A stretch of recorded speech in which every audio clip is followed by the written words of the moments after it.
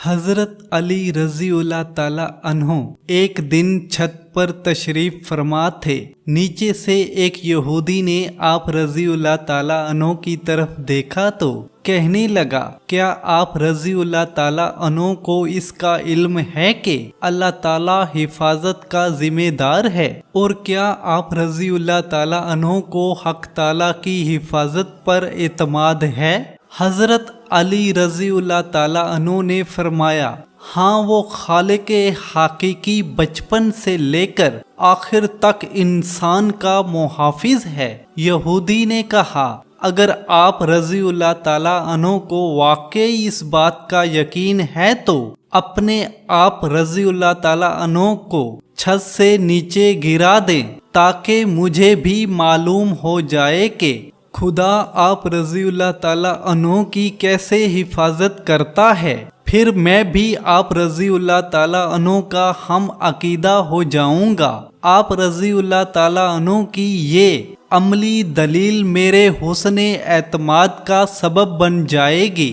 حضرت علی رضی اللہ تعالیٰ عنہ نے ارشاد فرمایا، اے یہودی، کب بندے کو یہ حق پہنچتا ہے کہ وہ خدا کی آزمائش اور امتحان کی جرت کرے؟ اے احمق نالائق بندے کی کیا ہمت کہ وہ حق تعالیٰ کا امتحان لے۔ یہ بات تو صرف حق تعالیٰ ہی کو زیب دیتی ہے کہ وہ اپنے بندوں کا امتحان لے تاکہ ہم اپنی حقیقت سے آگاہ رہیں اور اس کے عالم غیب ہونے کے بارے میں ہمارا عقیدہ پختہ رہے۔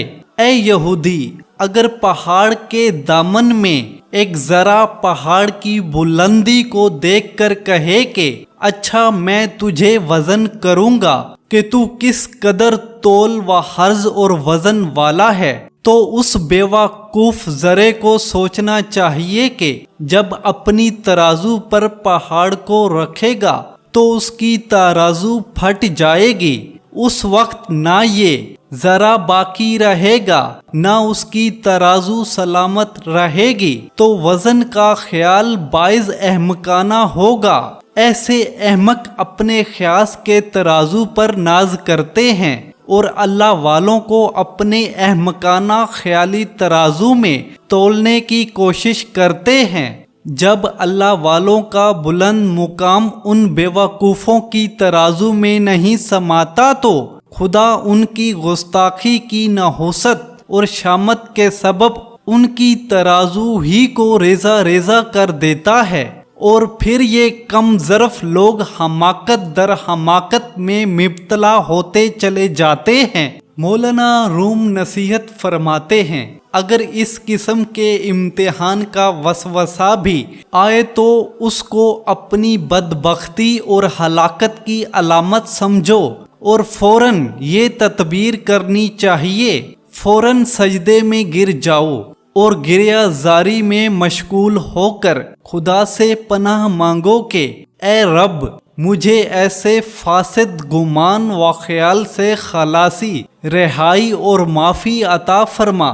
ہمیں اس واقعے سے یہ سبق ملتا ہے کہ انسانی ذات محدود ہے اور خدا لامحدود۔ اگر محدود یعنی انسان لامحدود کا امتحان لینے کی کوشش کرے تو اسے حماقت اور بیوقوفی کے سوا اور کیا کہا جا سکتا ہے؟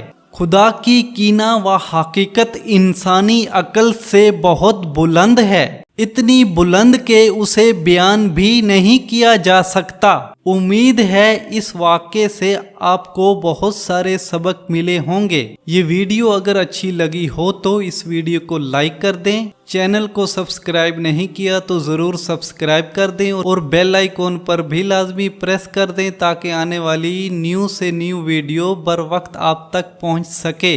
تو ملتے ہیں اس طرح کی ایک اور خوبصورت ویڈیو میں، تب تک کے لیے مجھے دے اجازت۔ اللہ حافظ۔